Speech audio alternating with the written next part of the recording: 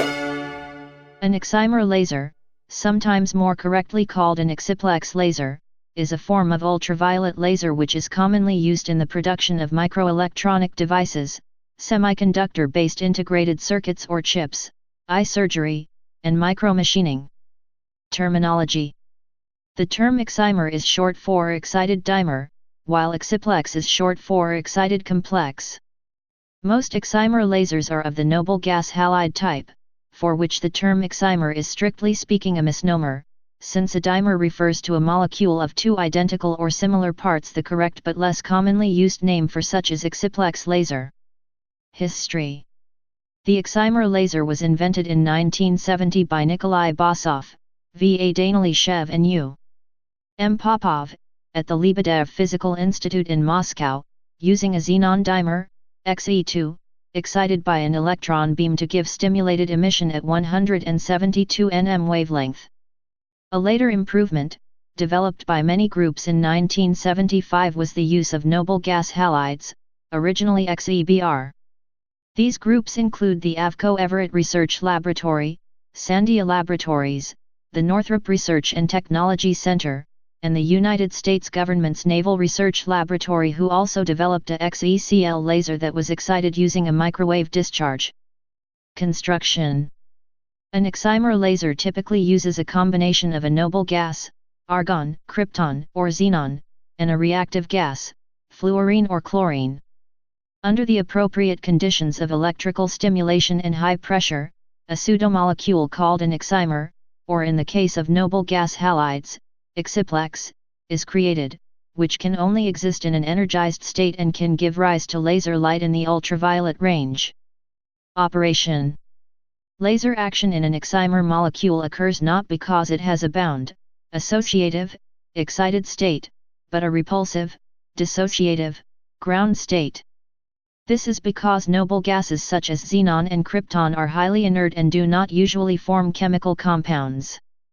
However, when in an excited state, induced by an electrical discharge or high-energy electron beams, which produce high-energy pulses, they can form temporarily bound molecules with themselves, dimers, or with halogens, complexes, such as fluorine and chlorine. The excited compound can give up its excess energy by undergoing spontaneous or stimulated emission, resulting in a strongly repulsive ground state molecule which very quickly, on the order of a picosecond, dissociates back into two unbound atoms. This forms a population inversion. Repetition rate of excimer laser. Excimer lasers are usually operated with a pulse repetition rate of around 100 Hz and a pulse duration of 10 ns, although some operate at pulse repetition rates as high as 8 kHz and some have pulse widths as large as 30 ns. Major applications. Photolithography. Excimer lasers are widely used in high-resolution photolithography machines, one of the critical technologies required for microelectronic chip manufacturing. Current state-of-the-art lithography tools use deep ultraviolet, DUV, light from the KRF and ARF excimer lasers with wavelengths of 248 and 193 nanometers. The dominant lithography technology today is thus also called excimer laser lithography, which has enabled transistor feature sizes to shrink below 45 nanometers. Excimer laser lithography has thus played a critical role in the continued advance of the so-called Moore's Law for the last 20 years. The most widespread industrial application of excimer lasers has been in deep ultraviolet photolithography, a critical technology used in the manufacturing of microelectronic devices, i.e., semiconductor integrated circuits or chips. Historically, from the early 1960s through the mid-1980s, mercury xenon lamps had been used in lithography for their spectral lines at 436, 405 and 365 nm wavelengths.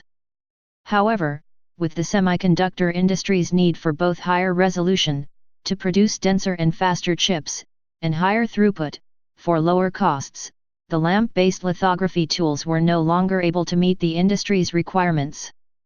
This challenge was overcome when in a pioneering development in 1982, deep UV excimer laser lithography was proposed and demonstrated at IBM by Kanti Jain.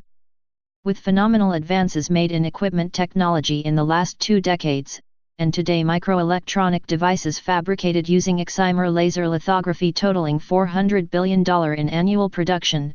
It is the semiconductor industry view that excimer laser lithography has been a crucial factor in the continued advance of Moore's law, enabling minimum features sizes in chip manufacturing to shrink from 800 nanometers in 1990 to 10 nanometers in 2016.